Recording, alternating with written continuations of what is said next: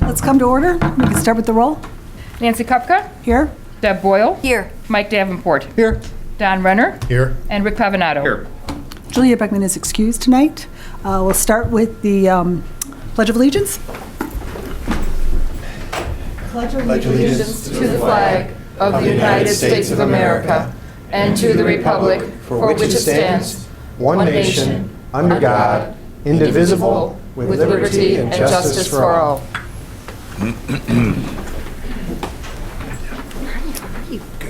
Good, thanks. Good. We're going to start with student perspectives. Mr. Schwartz. As the board will recall, a year ago last fall, we presented a proposal for a new course to be taught in our social studies department, multicultural studies in American society. Often we propose these new courses, they become part of our routine, and we forget about them. So I thought it might be interesting to have some of our students come back and talk about their experience in this course. We just completed the very first semester that it was ever taught. Their teacher, Dr. Esposito, is here with them, and I'd like the students to come introduce themselves and share their experience.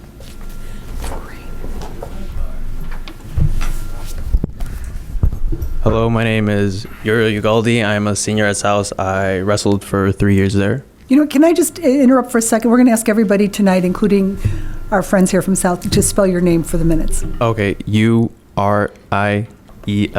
It's like a spelling test. U-G-A-L-D-E. Okay. Thank you. Okay, so the multicultural studies class gave us an in-depth analysis of what racism really is in American society today. We got to study different cultures and to see how racism affects them currently and how they either are looking to overcome it and gain equal rights, or how they have overcame it and assimilate it into American culture. We did this by looking at both our textbook, which is great, and other writings or readings from authors such as Ta-Nehisi Coates and Alexandra Michelle. Yeah. We watched also documentaries, and after these, we discussed them to get a deeper analysis. And I believe that through discussion is how we got it really understanding in our heads, because how Socrates was like, you know, the Socratic method, like how discussion, we find the truth in things. So I believe we found the truth in things and what racism is. And I believe that every student should be required to take this class so that they can understand how racism either affects them or how it helps them in our everyday lives, and like have a critical and like cognitive understanding of what racism really is, so that way we could first get past it by understanding it. That's what I have to share.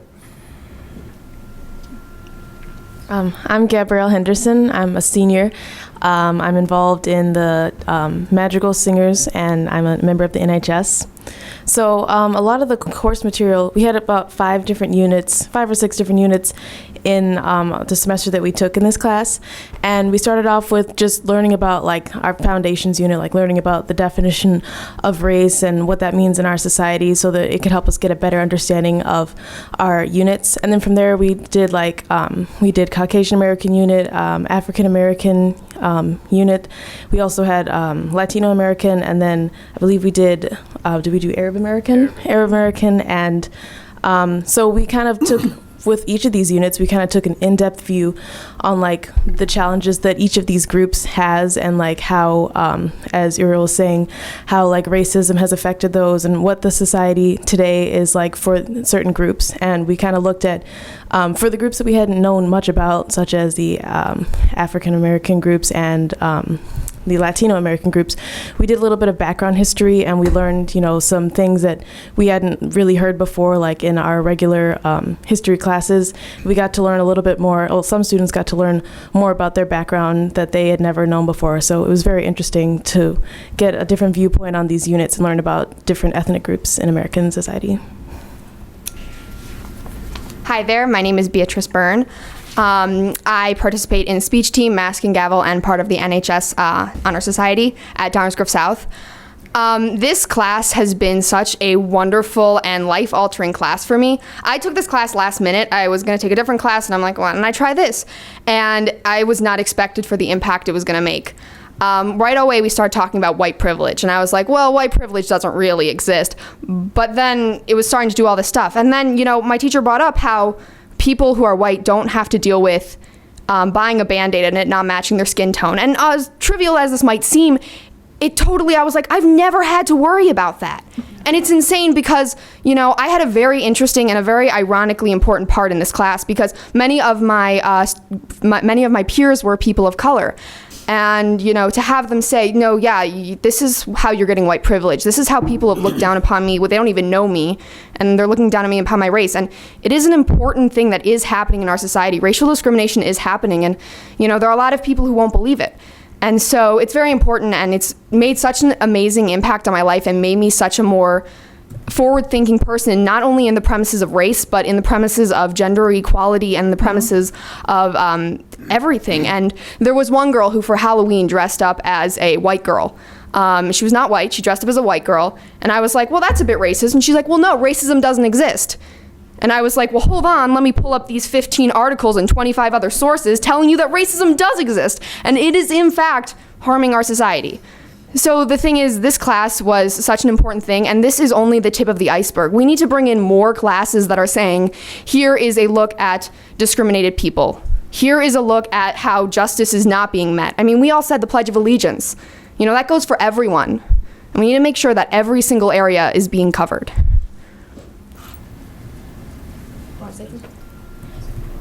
Do you have any questions? Why do I feel like that was loaded? Yeah, really. Sorry, I'm very passionate. I'll start. This course was highly debated on the board. And we asked that somebody come back and talk about it after a year. And I just want to thank you for so eloquently discussing this course and what you learned from it. And I would challenge each of you to go out and change the world. I mean, now you're armed with knowledge that you didn't have before this course, and now you have a responsibility. So thank you for coming. Thank you for being eloquent. And I, for one, am totally excited about this. So thank you. Thank you for your time. Anybody else? Thank you. Thank you. Thanks for your passion. Thank you. Thank you.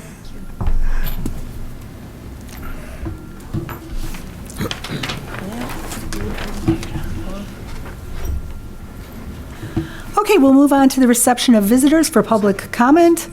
The meeting agenda includes 2 opportunities for comments from the audience. This first reception of visitors is intended for audience members to address the board about any agenda item on which the board will vote. Do we have anybody who would like to address the board? Come on forward. We are limited to 3 minutes. I'm going to ask you to state and spell your name, please. Barry Ketchmark, Barry Ketchmark. Thank you. I'm here just to make a comment on the early start calendar. Is it appropriate? Mm-hmm. So I guess my comment would be that the consideration that you would have for changing the school years to start earlier in support of the student testing prior to holiday break. I think if we're truly considering what's best for the students and overall for the performance of the school, I think we'd consider making this change. If you look at the 1,451 respondents that replied, 63% of all respondents supported this. 73% of students supported this. 59% of the support staff supported this. And yet the only group that didn't support it was the teachers, and they supported it to the tune of 42%. So almost half the teachers supported it. And I guess if we think about it, our students are taught and they're building up to a crescendo during that semester. Then we ask them to take a pause of their crescendo and go enjoy holiday break. And we all know holiday break, right? You're not going to sit at home and study most of the time. They do. They do their best. And then they come back afterwards, they take that test. Well, my belief is that their testing scores are not the same that if they would take them when they built in that crescendo. And I think it's something we should consider, because it would not only benefit the student, it'd benefit the schools. Because if you think about it, shouldn't that then mean better overall scores for our schools? And our students have higher grades, which brings our rating and our evaluation of our entire system, it elevates it in the community. So I guess I'd ask you to consider that when you think about making this move. I understand there's challenges to making a change like this and what it would take. And there's people that have vacations planned for next August, but they don't have them planned yet for the following year. So I'd ask you to consider that. Thank you. Thank you very much. Thanks. There was somebody else who wanted to speak? Come on. Hi, my name is Nehal Isaac, and I'm sorry, could you move up to the microphone and could you spell your name? Nehal Isaac, it's Nihalisaac. I've spoken with you all before, and I got the long email about the 8-page report, which I've very thoroughly studied and made comments. I know I have 3 minutes, so I'm going to do the best I can. I just want to address some of the drawbacks that were in the report. The first drawback was about the air conditioning. I want to say it's very important to quantify. We're talking about, given the draft of the early start calendar, you're talking about starting 5 to 8 days earlier than the traditional start calendar. It's not 2-3 weeks, it's 5 or 8 days earlier. As I've addressed the board before, this August, the 7 days that we would have started earlier, the weather was 75 degrees as a high or less for 4 of those 7 days. So again, it's so important to not let something unpredictable like the weather affect this decision. So that was the first drawback. The second drawback was about the elementary school calendars. I did send the board back in December District 86 and District 181's calendars. District 86 Hinsdale just recently changed, and their largest feeder district, 181, does not align with their calendar. They have completely different start dates. It's very possible to have completely different start dates, and I really think we need to consider that.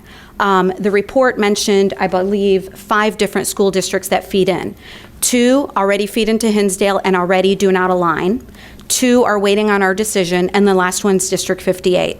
I read the letter from District 58. I think it completely addresses the concerns of District 58 students, but not our students. And I think as the board of District 99, you need to address what's in the best interest of our students. They don't have to align. They really don't. As long as spring break and Christmas and winter break align, that's all that really is necessary. In the 6 drafts of the early start calendar, I didn't see one where the 2-week break is exact. However, I do have the calendars, the proposed calendars for 2016, 2017 for District 86 and 181, which I had given to the board, and they start a little bit earlier, but their winter break completely coincides with their elementary feeder districts, and likewise their spring break does too. So it's possible, it's out there, and we can do it if that's one of the concerns with that drawback. The 3rd, 4th, and 5th drawbacks relate to, vacationing schedules and summer schedules and, athletics. But I just want to quote the actual report itself also says, given that so many high schools that our school competes with already have an early start calendar, adopting a similar calendar may improve scheduling for athletic and activity competitions. So while 3, 4, and 5 are listed as drawbacks, they actually are in the same report identified as an advantage, and I think we really need to focus on that. I understand there's going to be staff turnover with a new principal at North and a new superintendent here, but in the end, I really feel like there's always going to be retirement. There's always going to be a turnover. Again, you're talking about these people having an extra 5 to 8 days to get adjusted to their roles. We're talking about adults. We're talking about professionals. I think they can handle it, especially if it's in the best interest of our students, which it is in the best interest of our students to do this early start calendar. So I think we need to not be swayed by these, and we'll always find excuses, but we have to somehow find a way to do what's really in the best interest of our students. Lastly, I don't know if it's lastly, but one of the things that I also want to say is I know that one of the statements made that if we do this change, we're giving our parents and staff and whoever 7 months notice, and that in other districts they were given a year notice. I just want to say that District 86 made the decision in February of 2015 and implemented it in August of 2015, and it's worked out just fine, and that was 6 months notice. And I'm a firm believer if somebody can do it, we can too. We're just as good as them. We can do exactly what they've done.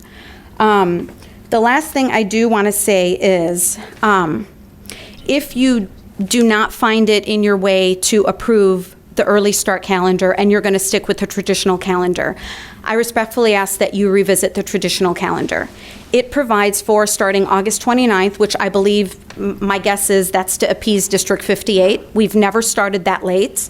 By starting that late, we are now telling the kids that not only do you not have a 3-day weekend, Martin Luther King weekend, to decompress from finals, but instead you're now going to study during that long weekend, and you're going to have a regular 2-day weekend to decompress before semester 2 starts. As long as my daughter has been at North, that's never been the case. Finals were always before Martin Luther King weekend. We've started somewhere around the neighborhood of August 26th, never as late as August 29th. So I'm really at a loss after all of this that not only is the recommendation not to go with the early start calendar, but we're doing the exact opposite. Now we're not even giving the kids a 3-day long weekend. Now it's study during the long weekend, and oh, by the way, you just get a regular weekend to decompress. I really hope you take it into consideration, and I agree with what this gentleman says. If you are really trying to do what's in the best interest of our students, it's the early start calendar. And all these challenges, I have faith in everybody here and our students and our teachers and the administrators that they can overcome these challenges. Oh, and one other important thing about the air conditioning, because I understand that seems to be a big challenge. The report itself cites here that other schools that have adopted the early start calendar, they were not air-conditioned schools, and some that weren't air-conditioned and are now air-conditioned have implemented the early start schedule years before they were able to install air conditioning in their classrooms. Again, if they can do it, we can do it. We just have to really stop making excuses and just start making the change. And I think that truly is the change that is in the best interest of our students.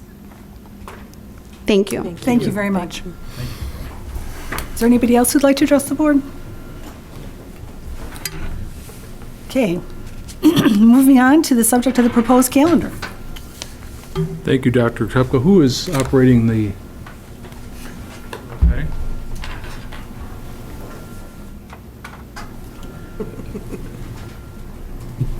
Tonight, obviously you've received voluminous information about calendars.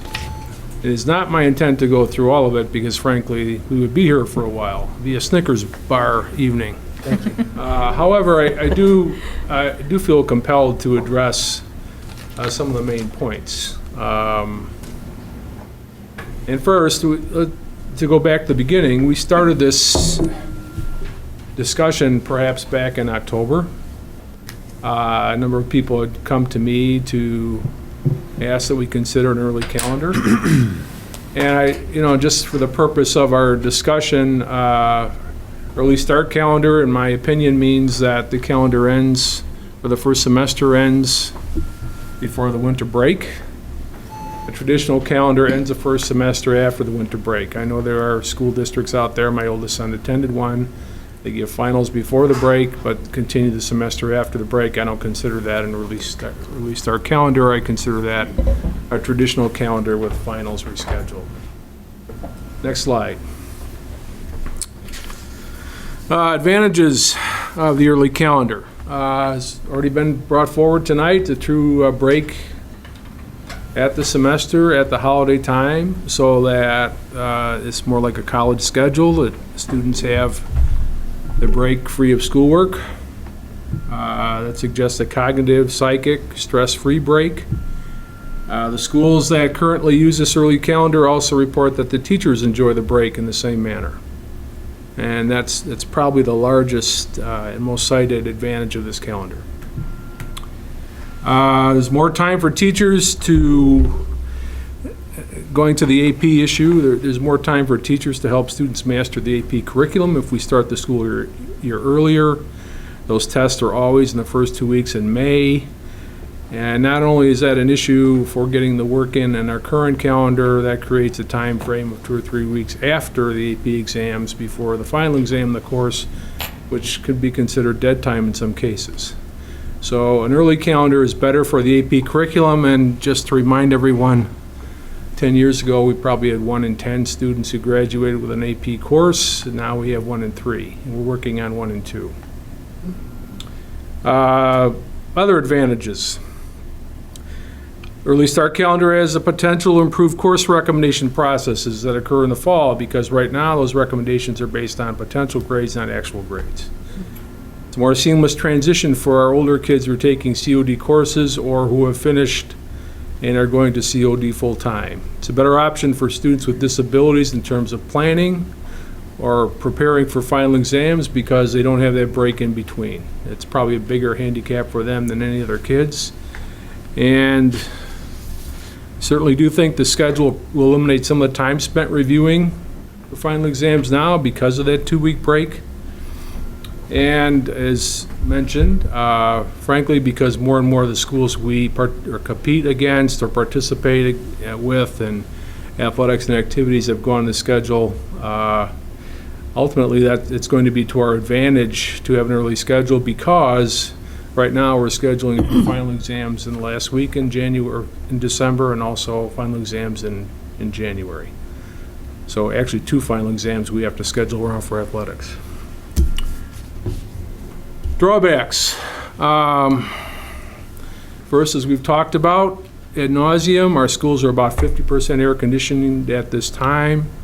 There are certainly teachers and students who spend their entire day in air-conditioned environments, and there are teachers that spend their entire day in non-air conditioned environments. Well, talked about air conditioning as part of our master facility plan, but that plan is not finished. We don't have the resources on hand to install air conditioning at this point.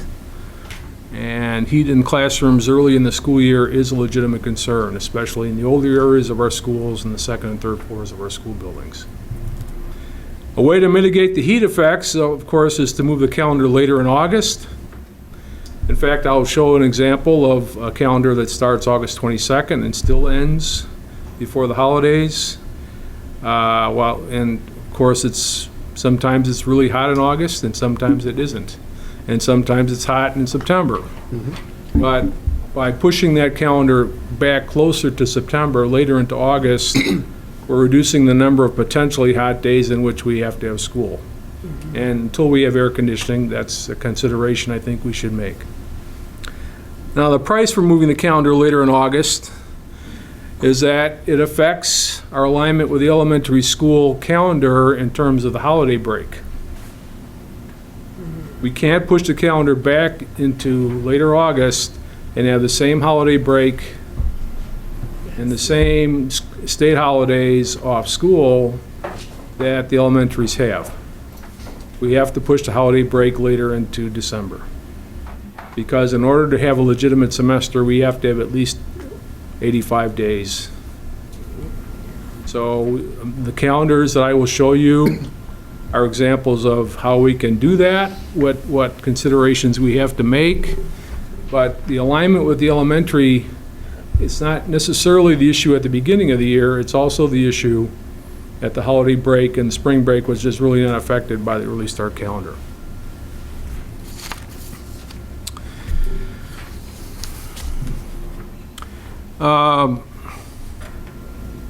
Okay, next slide. These are the schools. And I don't think it's an exhaustive sample, but it's quite a lot of high schools in the western suburbs.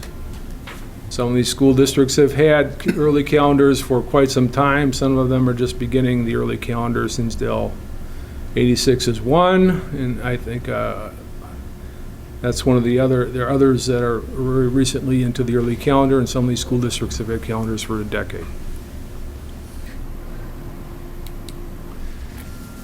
Input and feedback.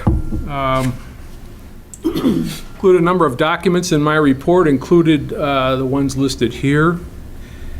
I do feel compelled to clarify a few points that I believe some have misinterpreted. First, the DGEA feedback was in the form of individual representatives collecting feedback from their colleagues, either orally or in writing. There was no attempt to vote or tally support or opposition to an early calendar.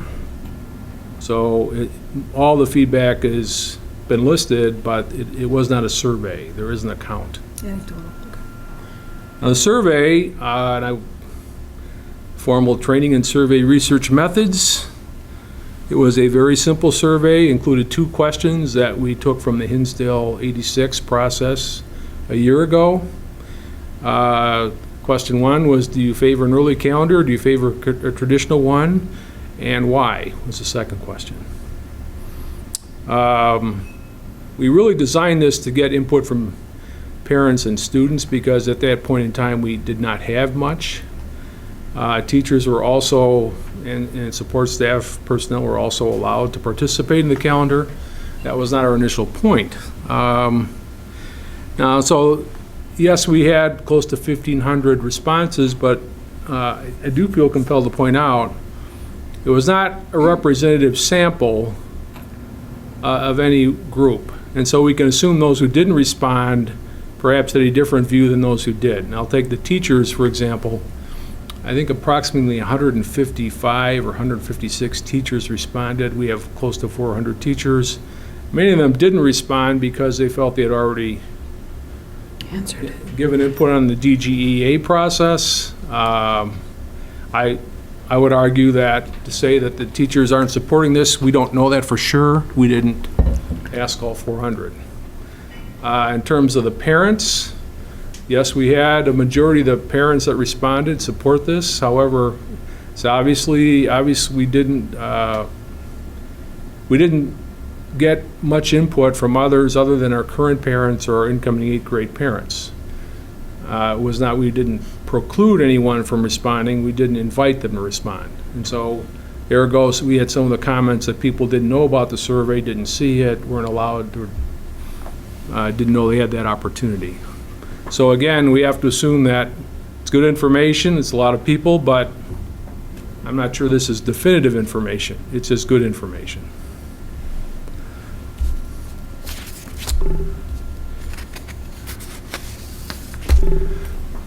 Other considerations, and some of these were not an issue when we started this process. We all know there will be a new superintendent in the summer. There will be a new principal at North. What we did not realize when we started this, we're up to 4 additional building administrators and counting. One of the assistant principal or associate principals at North is a finalist for the principal position. That would mean there would be 5 new building administrators, plus the principal, plus superintendent that are new. That's quite a change. It's a loss of institutional knowledge. And having a week to 10 more days to prepare for the school year would be very helpful to them. I certainly would appreciate that if I was coming into that role. Also, we're going to have quite a bit of turnover in our support staff for retirements. And again, that's a loss of institutional knowledge. And many of these persons are going to report to people, the administrative people are just starting in their jobs, and so we're going to hire very capable people, we always do, but we are creating a different challenge for them to make this schedule change at this point in time. We all believe that while we have identified certainly the major drawbacks of the schedule, we don't know all of them. There are certainly nuances that will affect us that have not affected other communities and school districts. And when those occur, we will have to manage them. That's our job. However, again, that's on top of a lot of new learning that's already going to take place. So, in my opinion, that's a concern. Okay, Calendar Committee. Previously, the calendar development process has been Mrs. Nidek and me. Looking at last year's calendar, putting something together, sharing it with administrative staff, sharing it with the DGA and support staff leadership, getting everyone to say it's okay, bringing it to the board, and then it's done. Not a very thoughtful process. It's obvious that we're at a place in time where we need to have a more thoughtful process. We have to spend more time on this. We have to make a commitment to looking at it continuously and perhaps to the point where we're planning calendars several years in advance. It's not been our practice, but it's probably a better practice than what we have been doing. So we did create this committee. 3 administrators, 3 DGE members, including the president, 3 support staff association members, including the president, and a CMG representative, Mike Reyes. And thank you to Maria Giorgio for coming tonight. She was one of the members of the committee coming to support the presentation. We met 3 times in a very short time frame. We looked at all the information we had gathered. We spent one meeting developing potential schedules, and then we spent the final meeting talking about the issues, how we could mitigate them, what would be our position moving forward, and what our recommendation to the board would be, or what the recommendation to the board would be. And so the recommendation is stated up there, is adopting the traditional calendar for next year, maintaining this calendar committee perpetually, at least the structure of it, perhaps not the membership of it, discuss the ideas and issues raised, and there are a number of them. I don't think the other issues are going to preclude the implementation of the early start calendar, but I think this process has caused us to pick up a lot of rocks to look at things we've done for a long time and not questioned them. And that way it's very healthy, and the opportunity is there to make real improvements in what we're doing because we've had this discussion. And of course, recommending air conditioning all classrooms as soon as possible. In terms of the board options, obviously, we can adopt the traditional calendar and we'll move on to some other discussion at this point. We can adopt the early start calendar and move on to the implementation at this point. We can adopt the traditional calendar and commit to implement an early calendar and commit to implement, meaning we're deciding now for 17-18. Or 4, we can adopt a traditional calendar for 16-17, commit to study an early calendar for possible implementation in the future. Okay, now we're going to go to the different calendars. So, let's see.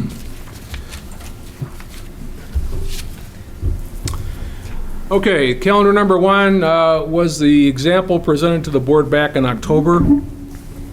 It starts August 17th. And by the way, all these calendars have 85 school days per semester. As we determine that's probably the minimal number of days that is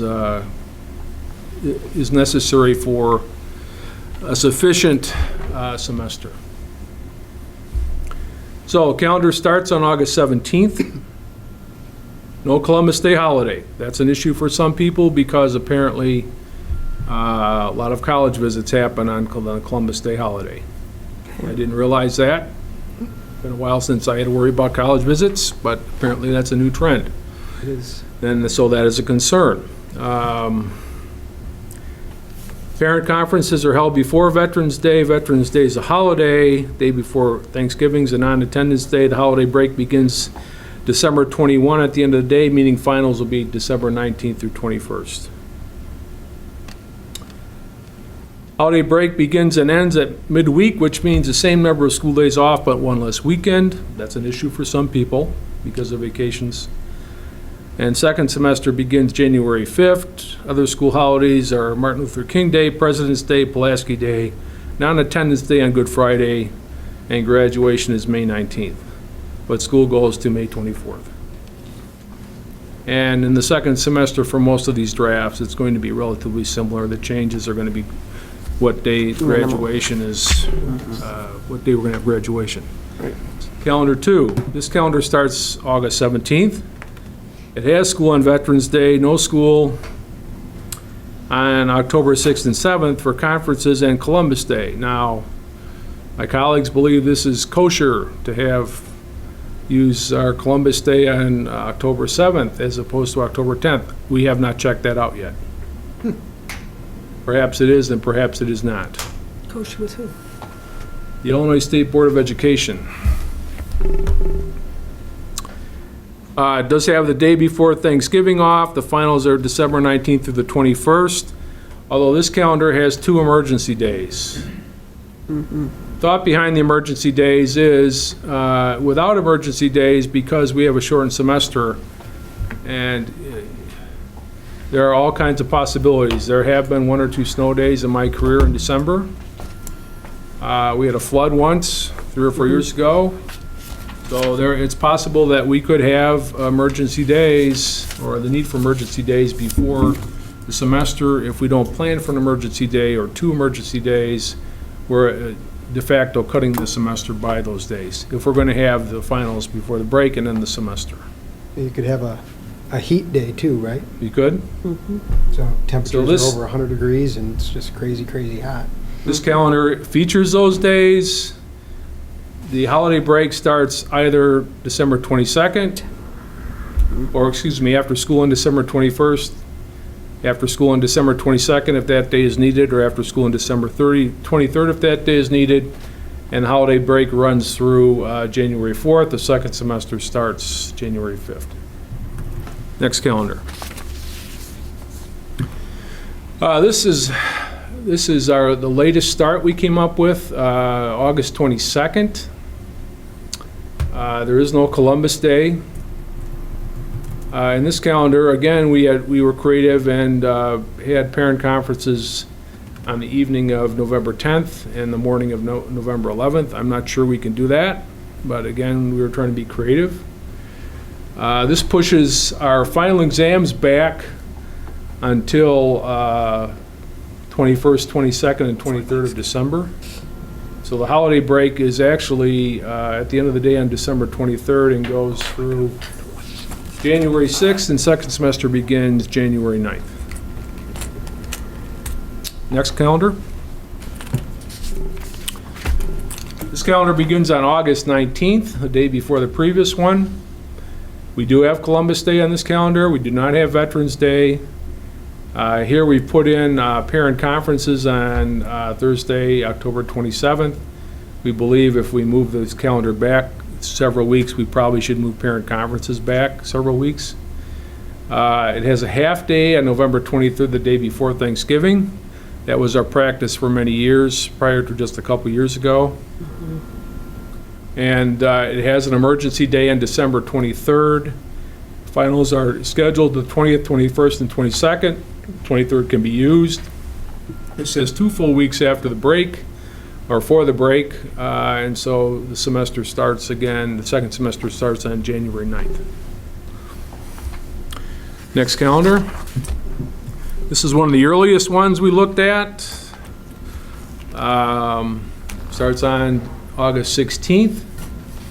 It has Columbus Day. Parent conferences are moved up to October 6th.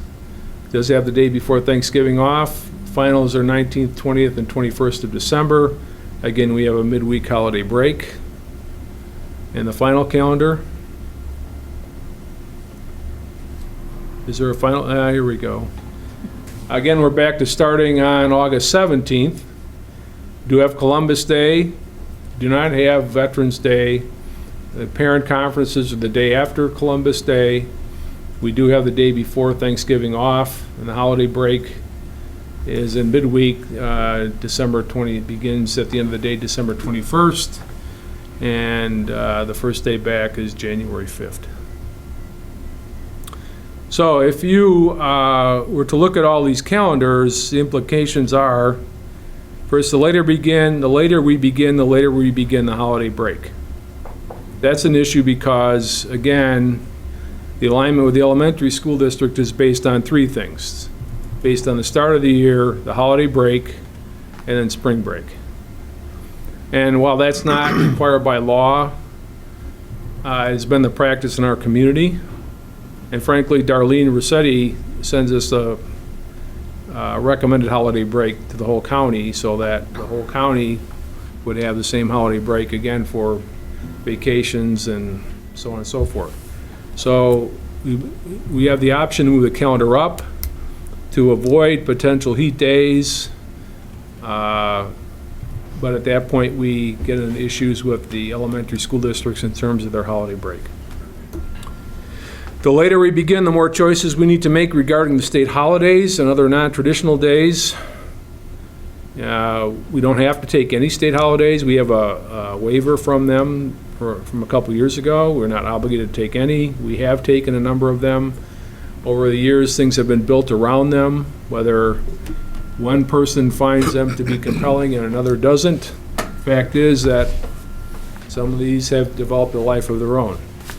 One of the things I've learned is that a number of school districts have school on Veterans Day.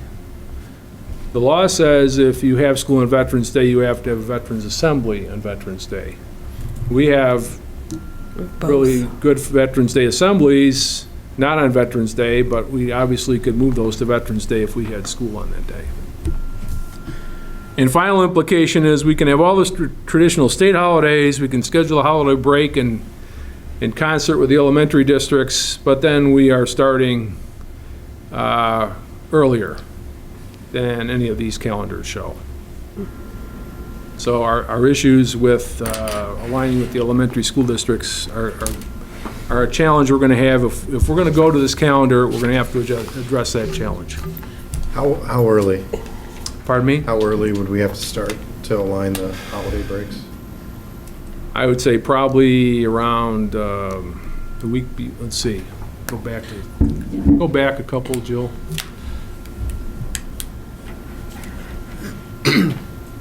I'd say we'd start around August 12th if we're going to align the holiday break.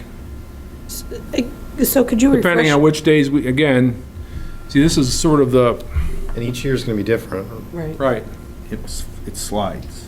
Can you refresh my memory on exactly what days are the feeders taking off? Are they taking off the 19th? I believe the holiday, well, part of the issue is they're all waiting for us to decide.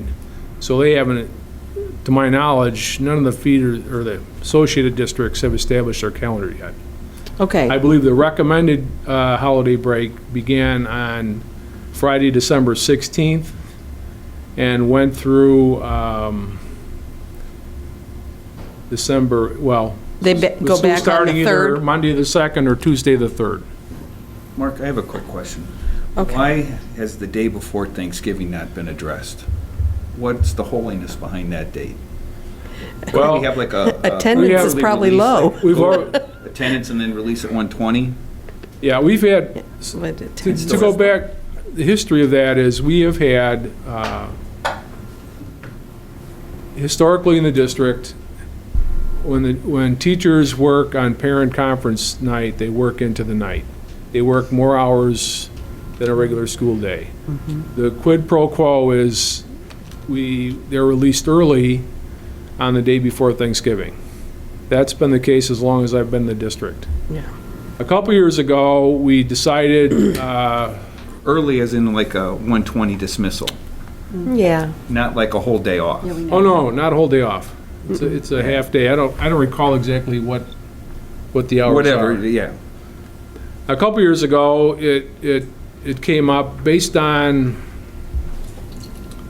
just the way the calendar worked out that, we always try to have a certain amount of days in the first and second semester. We always try to have graduation on a Friday. We always try to have graduation very close to the last day of school. And so there's always a little maneuvering on the margins, and for whatever reason, it made sense to make that a non-attendance day in the afternoon.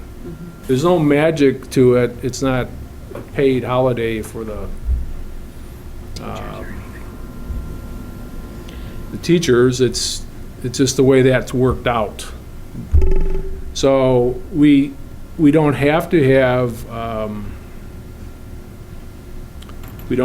full day off on that day. There's no rules about that. And it's only been the last 2 or 3 years that we've done that. Well, probably attendance is low that day anyway. So that was one of the reasons why it was decided. It's a parent's choice. Yeah. It's not a show-stopping issue, I don't Right. think. And I think that was your No. point. Yeah, it's one day you could get back. Yeah. To slide it away from those earlier August dates, that's one day you could give, and I don't think that would ruin anybody. If you're going to leave, you could leave early on Wednesday afternoon. I don't think you'd leave Tuesday night to go on vacation, because most people still have to work on Wednesday. Right, but see, I guess I look at it as I'd rather have them go later in December rather than get off on the 16th of December. That's my personal opinion, but. No, I agree, but I'm just saying, we don't need to start. So, I You mean. gotta give up dates to slide, to not start so early in August. And that's one of the dates you could easily give up, along with maybe Columbus Day. See, I really don't look at August 17th as being that early. August 12th was just mentioned. Right, I know, but I'm looking at this calendar, as we're looking at this one. Don asked me what the Yeah, I'm earliest, maybe it's August, maybe it's, I mean, The 17th to 22nd, to me, that's 6 of one, half dozen the other. Yeah. if you just push the final exams back 3 days to align what I perceive to be the recommended elementary or district calendar from Dr. Rossetti's office, we'd have final exams the 14th, 15th, and 16th. We could change, that's one of the things that we have to work out is which of these state holidays are absolutely essential and which are not. Those are fair questions. Right. But if we're finding a lot of our students are wanting to go on college visits on the 10th and the 11th, I would say that that's an important holiday and not give that one up. But you can also take, I think, up to 3. Yeah, but I know students don't always like to take days off. Yeah. So, if I might ask, it only makes sense for us to discuss and debate this early start calendar to the extent that there's somebody or there's a majority here that are not going to go with Dr. McDonald's recommendation this evening. Because if we go with Dr. McDonald's recommendation this evening, then there'll be continued study and discussion about the nuances of the calendar and whether or not you have the full day before Thanksgiving or not. No, what's too early, what's not too early. That discussion can continue and, after this meeting. So I'd be interested to know where everybody is at right now in terms of Dr. McDonald's recommendation. Is anybody thinking other than going along with that recommendation? Can you put up the all 4 recommendations again, please? Thank you. So do you want a motion? Well, we're not voting, but I thought we were voting. I think Mike asked everybody's opinion, and Right. why can't we go around the horn Right. and say where we're at? Right. I have no problem. I really do like the fact that kind of meet everybody halfway.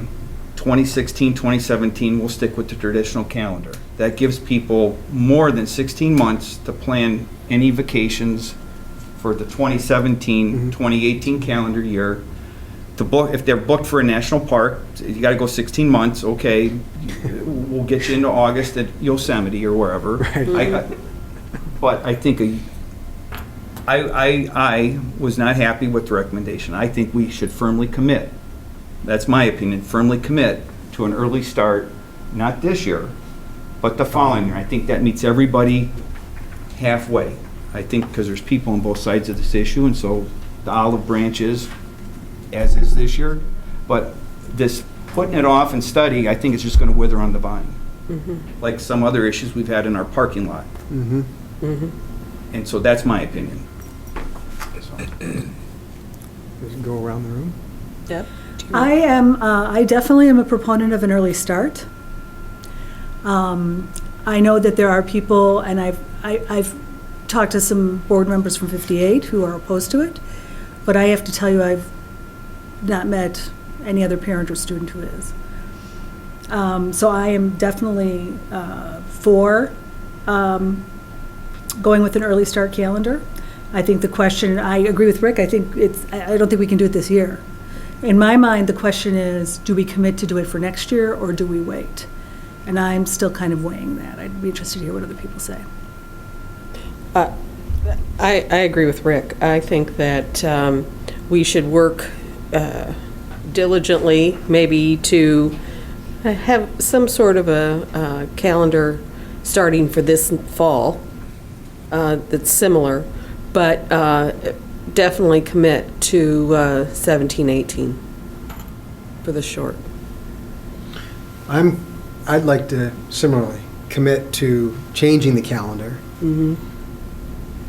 I don't know that I want to call it an early start calendar. What I want to call it is Finals before Christmas. a semester ends before Christmas calendar. And however we can make that happen, that's what I want to commit to, is ending the semester before the holiday break. And are you, To me- I'm sorry to interrupt you. And, well, go ahead and ask your question, because that's something else. Are you suggesting we do that for 26? Oh, no. 2016 or For 2017? 17, 18. I think that, I agree with Dr. McDonald, that all of the changes that we've had here, and a lot of them unexpected, are compelling as well. I didn't expect, honestly, that there would be so much working against us on this. I think it's to say that all the other high schools around us have done this. It leads me to believe that they're doing it for the best interest of their students as well, and that's what we should be doing. And this probably makes a lot of sense. But there's been some negatives that come out of this. That the Yosemite vacation, and so nuances that I didn't expect, and so I think giving people a little more time to plan for it makes a lot of sense. Giving our staff more time to prepare for it makes a lot of sense. And one of the, Mark mentioned turning over rocks and thinking about new things. One of the things that I started thinking about is the whole idea of final exams in and of itself, and the idea that we maybe don't need to compel having final exams. I think final exams probably make a lot of sense in science, math classes, but maybe not as much in some of the English and social studies classes. And the fact that our calendar right now has created 3 days devoted just to final exams and a different bell schedule and kids getting done earlier. And I don't know if we didn't do that, if we allowed for classes where it makes sense, where the teacher and our staff decide that we should have final exams, that they could do that either in a couple of parts over a couple of days, or somehow they work it into the hour. But to give them that flexibility, not compel them that they have to do this. And that might have some bearing on the calendar as well, because when you start looking at not needing to set aside 3 days in a different bell schedule, you might gain back some instructional time by not having final exams in the sense that we have them now. Can I just ask a question? Are we compelled to do finals No. for all of our courses? No. Can I mention something about Please. that? The school I've taught at for 16 years, when I first started, we had, if you got a double A for the quarters, you didn't have to take the final. And those good kids would go to college and get in a class that only had 2 tests and have never had that experience of having to study for the whole year. And that was a game changer for those students. And so we have finals. And I believe students need to experience that type of test before they go to college, because every class I took in college had a final. Sure. And some of my humanities were only 2 tests, a midterm and a final. There wasn't homework, there wasn't quizzes. And if you go 4 years of high school as a good student, never ever having to learn how to study for a final or sit down and look at stuff from August and September and October, maybe, I know we witnessed it, and so we switched back then, because I think it's an experience you need to go. Now, maybe you need to do it across the board, I don't know, but from a fundamental standpoint, I'd be against getting rid of finals. Well, I'm not making a recommendation one way or another. Just saying that this is one of those things that we've been doing the same way for a long time, and I think that's what Mark was alluding to when he talked about turning over rocks, causing us to rethink some of the things that we've been doing. And so maybe there's still a way to have final exams, but in a different way than what we're doing them. I will also counter that. I mean, with so many kids taking AP classes, they're getting that. I didn't realize we're almost 50%. And then doggone it, the state is just requiring us to test. Yes. And so relieving a little of that on our end makes some sense to me. But I really want to couch this in the idea that I love the idea that there's a group of people that are going to continue to look at this and all of these things and then come back to us with what they think is the right recommendation. But I do think committing to a calendar that ends the first semester before the holiday break in 2017-18 is where we need to be. And are you okay with taking, I think you raised an excellent question. Yes. Are you okay if we just set that aside? Yes. Because you're just not going to change your, No. It's not going to change your calendar opinion, right? Because that is a discussion maybe That's we right. should have down the road, and a good discussion. That's right. Yeah. and we should put that on the calendar within the next 2 months. Don, what did you want to say? I agree with the recommendation that we need to stick to the traditional calendar. We can't make this change with less than about 6 months' notice. It's just not fair to our community. And seeing the proposed early start calendars, I'm the only one on this board who has young children, and I speak to a lot of parents who have young children who are going to be high school students someday, and I myself am going to have students where I will have children in District 99 and 58 for many years, and I would be strongly opposed to having different vacation schedules for our students. As much as there's positives of having our children taking their final exams before holidays, I can speak just vehemently opposed on the opposite side as to why we need to have a matched holiday schedule. And to match the holiday schedule, Dr. McDonald's saying we're going to have to start, second week of August. That's a significant change from where we've been operating for many years. So I think we need to slow down, think this through a little bit more, and continue to study it and reach a conclusion once we've actually gone through the entire process. So can I just ask a clarifying question? So when you talk about some of your angst about this holiday schedule, is it the beginning and the end, or is it the holiday break? The holiday break, Christmas break. So if school starts a few days earlier or a few days later, That's my personal issue. in August or in June? That's May. my personal issue. The people that I've spoken with are strongly opposed to any starting earlier than we currently are starting. Okay. And I have to speak for those who I talk to. Sure. And we didn't poll all of the parents in District 99. We polled those parents who presently have children in high school and in 8th grade. And I speak with a lot of the parents who have children in 58 who are going to have children in 99. And the vast majority of the people that I've spoken with are strongly opposed to a change and would rather stick with the traditional calendar. They speak a lot about family vacations. Right. We heard someone come and speak to the board who was strongly opposed to any change of starting earlier. And some of the best weather for vacations are in August. And I don't think it's fair to say that those people are not looking out for the best interest of the children, because school is not the only interest of a child. I mean, spending quality time with your family is just as important. And so, I think we have to respect those opinions too. And I don't think we polled those people. And I think we'd be remiss if we didn't, consider their opinions. I say, I think it's out of that respect that we're talking about delaying it a year and having continued studying. And just to be clear, I still have a 7th grader, so I'm hearing from those District 58 parents as well. Yeah. So. Well, I think part of it too is that you've got your summer sports schedules, and a lot of them don't end until the first part of August, and so There's a window there. that doesn't give you a whole lot of time to Right. plan a family vacation. If it starts on the 12th. I mean, I'm just Let's hear, because we haven't Sorry. heard Deb's opinion yet. sorry.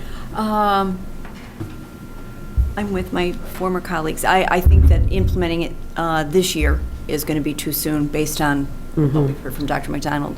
But I'm in the camp of committing to making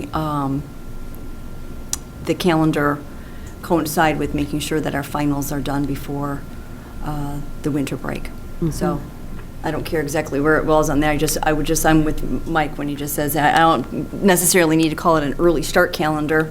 I don't know when it's going to start, but I just would like it if we've got to even cut a couple of the holidays or something out just to make sure that that we're done before the holiday. I think that would be great. So we're really down to 3 or 4. So the question is whether or not we want to commit for the next year. I think I think we were Well, on I the three. calendar for next year is the first question. Yeah, I think we're all threes, or a majority. Yep. Yeah. But Dr. Kupka, I know I'm interrupting, and I apologize. No, go ahead, go ahead. No disrespect. I know. But the first question is, what is the calendar for next year? It's a traditional calendar. I think we're all in Yeah. agreement well, with 3 and that. 4 I think so. says we will be. That's what the board Yeah. has to vote on, correct? Approve it? Yes. Yeah. Okay. We have to adopt a calendar. The rest of it is the next question in terms of, where we're going. Consensus. Yeah. It's the majority of the board directs that we commit to the early calendar for 17-18, we will begin to work on that. We do have some things, one of the reasons I supported, or I'm recommending option 4 is because I have some concerns. We received a letter from District 58, all 7 board members signed it. I don't think that's a trivial thing. I think that's Agreed. something that we have to discuss with them and find a resolution to. That's a big deal, I think. There are issues with this that I think we have to continue to look at. I don't think we resolved all of it.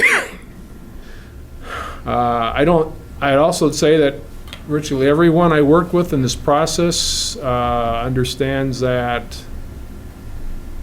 we will have an early calendar. It's just a matter of what year we start it and how we go about doing it. I don't think it wasn't about this is an impossibility. We can't ever do this. It's about how we're going to do it. What trade-offs do we have to make? Where are we going to compromise? So on and so forth. So I appreciate your support for my recommendation in terms of next year. And if your direction is to implement that calendar for the 17-18 school year, we will go about finding a way to do that, commencing immediately, including answering District 58. Well, if I might, Let's answer it 58 either way. Go ahead. what I heard 4 people committing wanting to commit 17, 18 to starting earlier or ending the semester before the break, and I heard one person who doesn't necessarily want to commit to that but wants to continue studying, and I heard you kind of. Yeah, and I'll tell you the only reason I'm waffling is, first of all, I think you've done an excellent job in going out to the community. And I know that you have some concerns, but the number of respondents we've had, I'm not as concerned as you are that we didn't get a good sample, with the exception of Grade people with younger schoolers. children. So I would suggest, I would throw out there that we go ahead and approve the calendar as is for 16-17, and we commit to committing within the next 3 months on 17-18, so that we can go out to some of the younger parents, for lack of a better word, being an old parent myself, some of the younger parents, since it's a population we have not spoken to, other than the letter we got from 58. But I would like to have an end point at which we will vote on that calendar. Jill? Long before, so that we have more than a year for people to get in line. Jill, does 58 have like a listserv that we could survey their parents? I'm sure they do. And 68 as well. If I was that's just what- gonna say. I'm sorry. Thank you.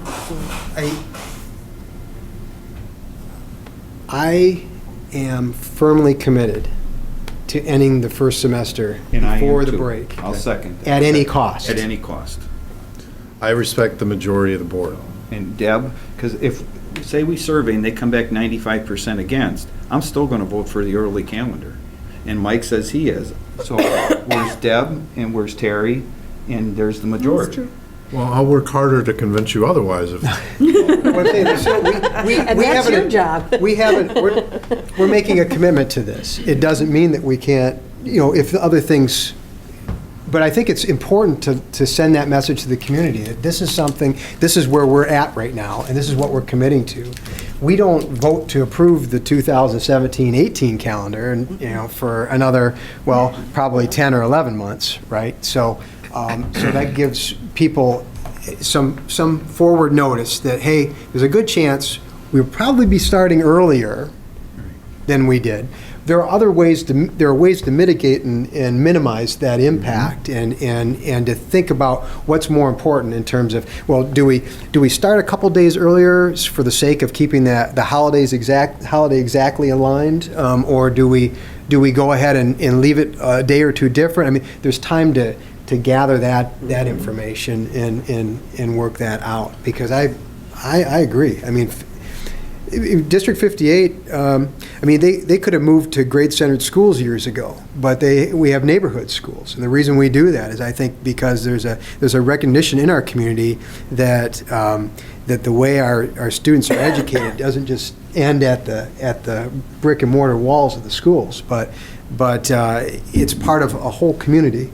What's happening inside the schools and outside the schools. And so vacations, very important, and their learning experiences as well. And so we can, I want to have my cake and eat it too. Right, I think we can. I want to keep working at 16 that. months. Yeah, but I think that, giving parents as much notice as possible is also a huge plus. Yes, you have to. And I think that if we, instead of making that commitment a year from now for the 16-17, Yeah. or the 17-18 school year, I think the sooner we make that commitment to them, the better off everybody They're is. planning. And so if that's in 4 months or 5 months, then that gives them, 18 months to come to grips with the calendars. Don, you wanted to say something? I think we can wrap up this study before July 1st. Yeah. And that would give, the community 13 months advance notice to plan. That gives us February, March, April, May, June to complete our review and to come to a conclusion on this. And that would give us time to survey the 58 parents. So are you suggesting our conclusion about whether or not we're going to end before the holidays? Or are you suggesting I'm saying I still recommend 4. I recommend Okay. 4, but let's commit to a decision by July 1.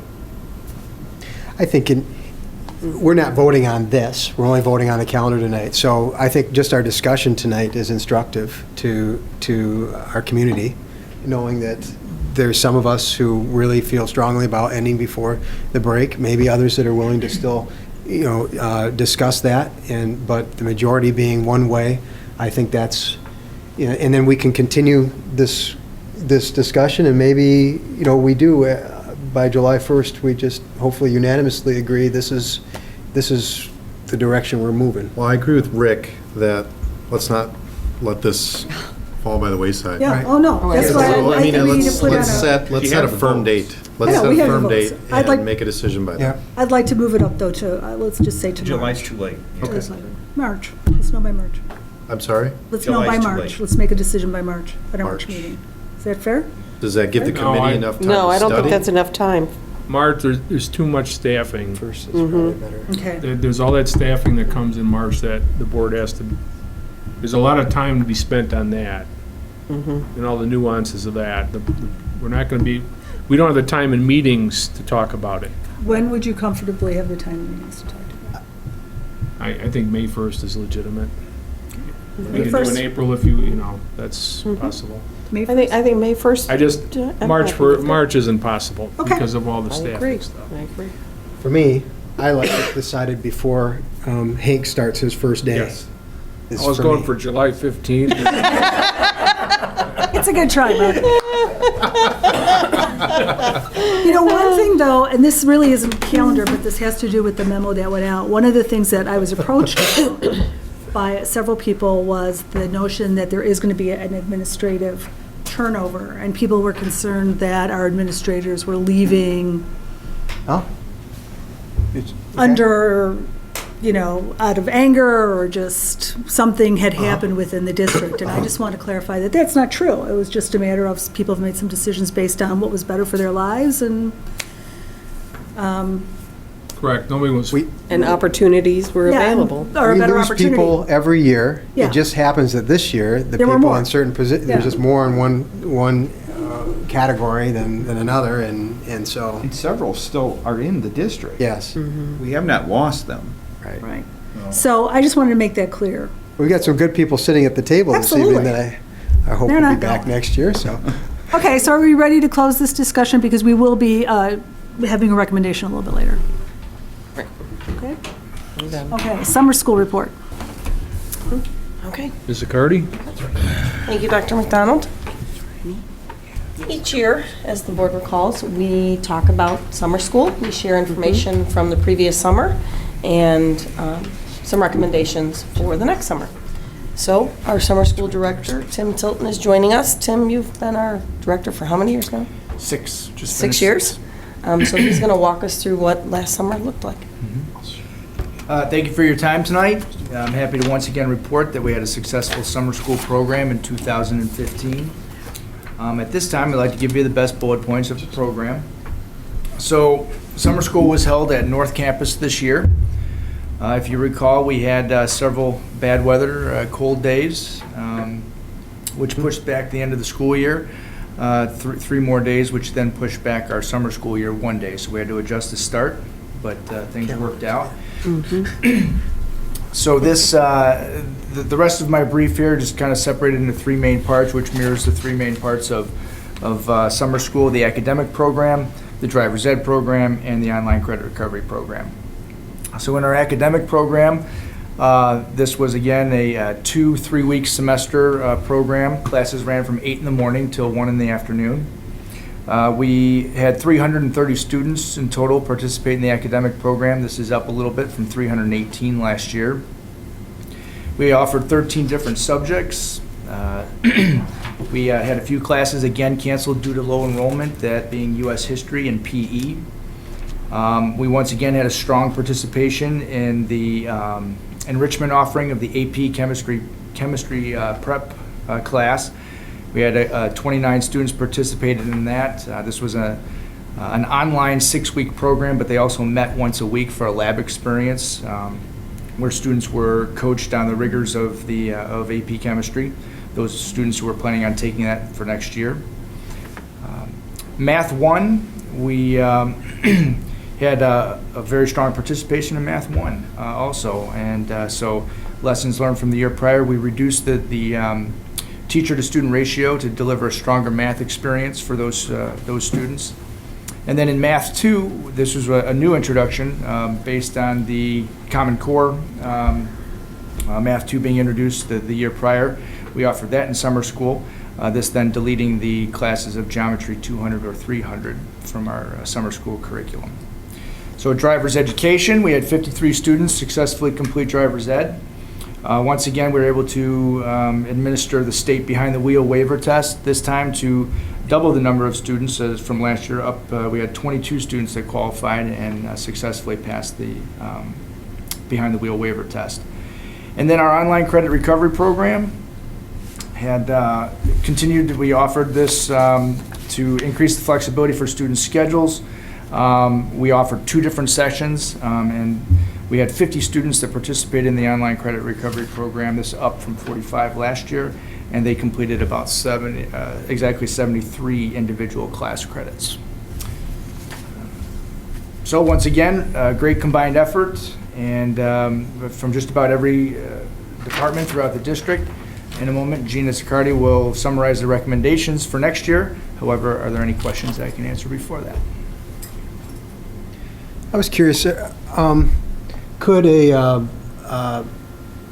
our classes open to just current District 99 students, or could a 7th or 8th grader who possibly take a class?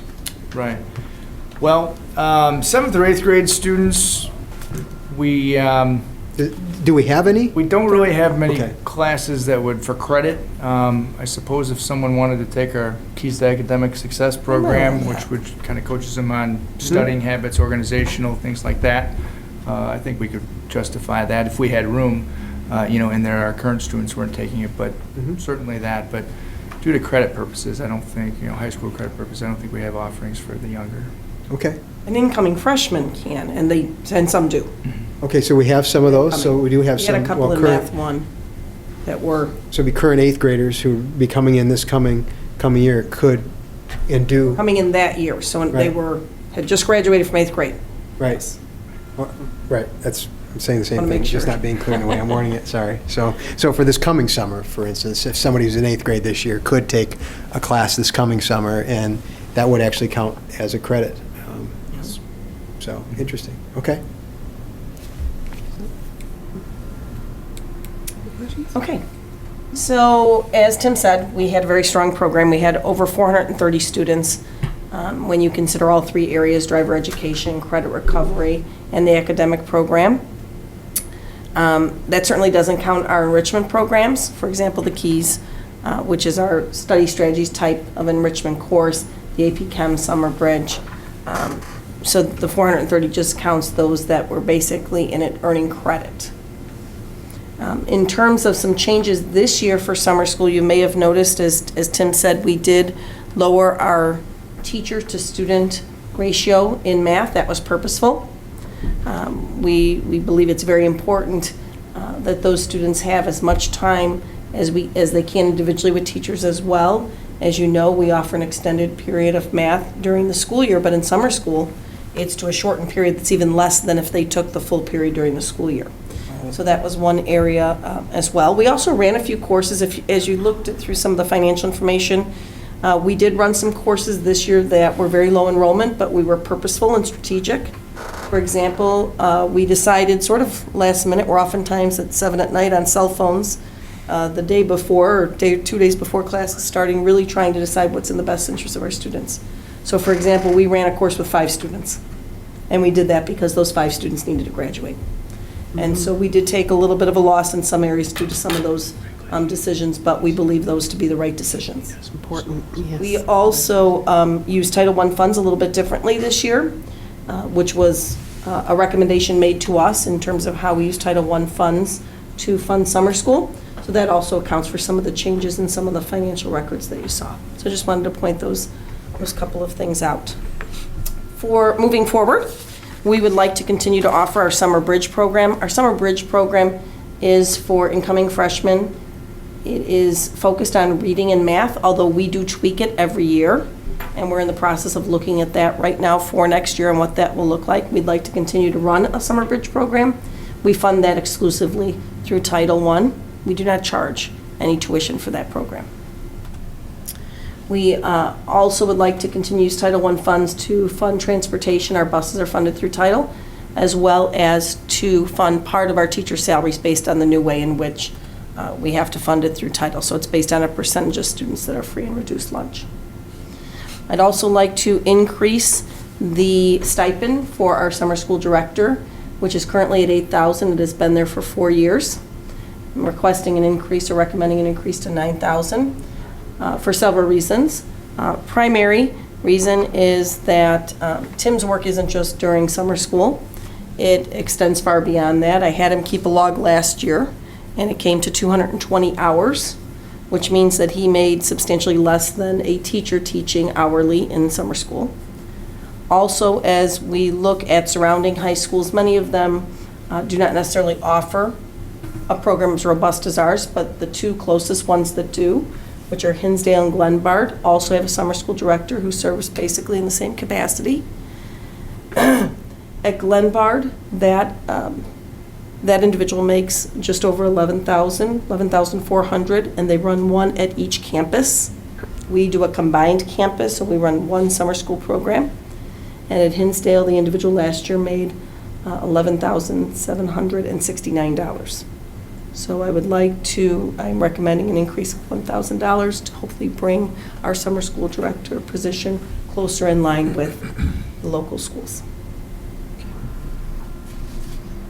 And of course, the calendar, which is important, and certainly it is based on a work either way. Thank you. Discussion, questions? It's a very good program. I'm just I support thrilled. I support the recommendations. Yeah. Now, will we be voting on these at the next meeting, or?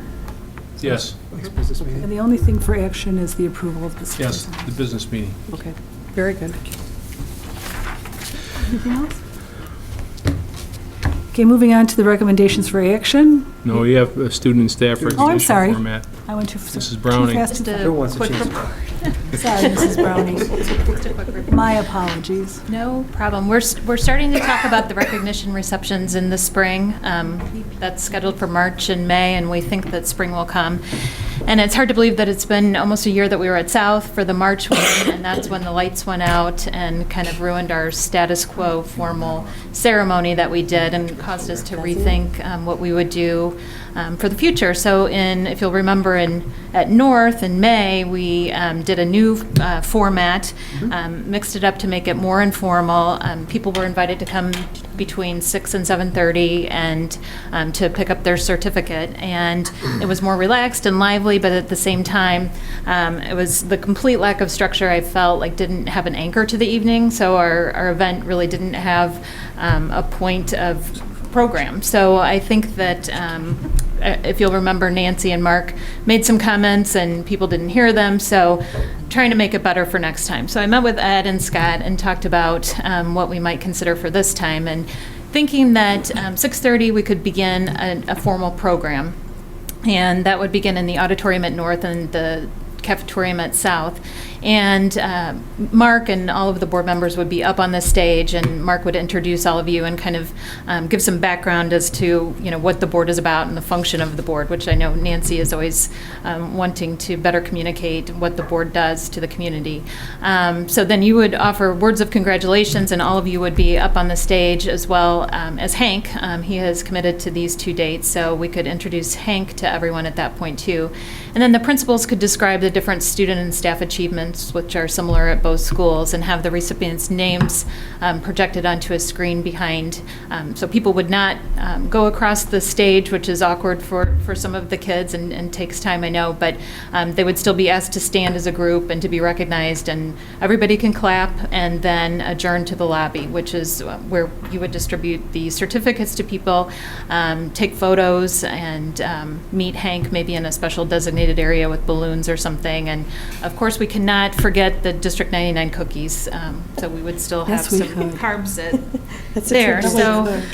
So that's kind of the thought as we brainstormed, and after each one of these, we will ask the people for their feedback and to contribute so that we can make it better next year. Hank has great ideas for community engagement next year, and so I see this as being a bigger community engagement plan certainly next year. But just for these 2 remaining recognition receptions, that this might be a good format, and to study again whether we want to go back to having a board meeting after these. These might be an abbreviated schedule that would allow us to do that, which is what we used to do in the past, if you'll recall. So we had created that open house format, and trying to get people from the community in, and didn't get a lot of foot traffic, but maybe this will evolve continually. So It was better than bagels with the board, so, You took the words right out of my mouth.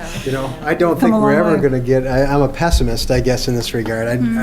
People are busy, and even when you said, Don, you'd heard from several people that were very passionate about, but we haven't seen them here tonight. And I think people are very busy, and so they reach out to us in different ways, in personal ways, and so I think we've been fairly successful with what we've been doing, but always aim for more and better. Sure. And this is probably a good way to go. Try to mix it up. So, yeah.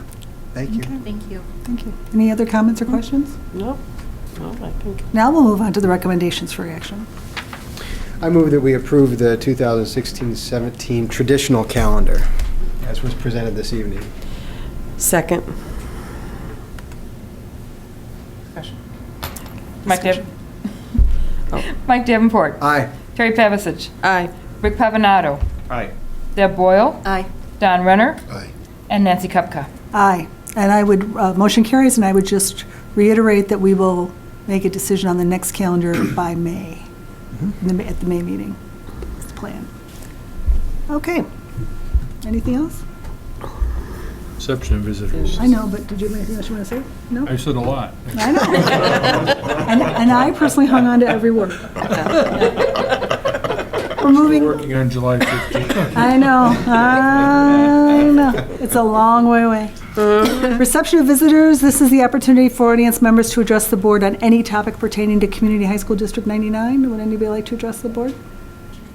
Can I speak on what you just decided on, or no? You Yes, you certainly can. can. Okay. Yeah.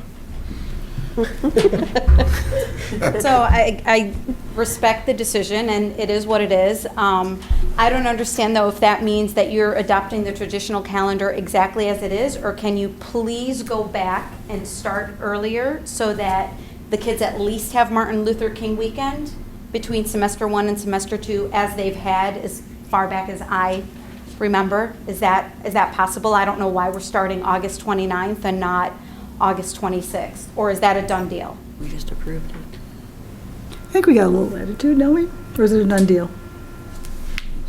Well, you just approved the calendar to Yeah. start August 29th. The rationale for starting the calendar August 29th is, as stated, all the changes that we're going to have to manage. My opinion is that it's important enough to give all the new people as much time as possible. I recognize the dilemma that Ms. Isaacs is talking about, but the purpose of the August 29th was giving us the maximum amount of time. But remind me, when is Martin Luther King's birthday? Isn't it in the second semester? Well, it was just last week. That's January, that was just last. Under the new calendar, it's now part of the first semester. Under the current traditional calendar, what just happened, that semester ended right before. The last finals were Friday, and the semester ended that Friday, and then that weekend was in between the two semesters. So the kids had the 3 days, which isn't 2 weeks, but it's 3 days as opposed to 2 days. So, I mean, if that decision is what it is, then it is what it is. I'm just asking if that's dead in the water or if there's a chance for changing that. I think it's done. I'm sorry. Okay. And then the other thing that I wanted to say, I understand you're going to be going out and surveying District 58 parents with younger children. I had young children at one point, and I guarantee you, when finals were not even a factor in my mind. I couldn't imagine my kids studying over Christmas break. It completely did not matter to me whatsoever. So whatever those results of that survey are, they should not outweigh the survey you've already done and the results you've already seen, which the parents and the students completely favor the early start calendar. So while it's great to consider everybody's opinion, their kids are not in District 99, and they're not currently students in District 99. So whatever those survey results may be, they're not more important than what you already have. Because I guarantee you, they can't even fathom that their child is spending, 3/4 of break studying, and we're not traveling anyway. And we're not traveling because she can't afford to travel because she's studying. So they're not going to be able to fathom that when they've got young kids in elementary school. So I just wanted to make that statement. I hope that you consider that, and I appreciate that you're moving the date to May 1st. And it seems like the majority is that you're anxious for this to happen, and we'll be patient. My daughter won't get to benefit from it, but it's okay. Eventually, hopefully, my son will. So thank you for your time. Thank you. And thank you for coming, Ms. Isaacs. Yes. Thank you. Anybody else wish to address the board? Hearing none, we need a motion. Oh, we still have somebody come I'm forward. so sorry. I'm Hillary Dank. I don't know if you have to give your address here. I do at No. Village Council. I just, first of all, this is my first school board meeting, and it was really fun to be here and listen to your opinions and how you workshop issues. This is a big issue. I'm glad that there's been a lot of participation from the community.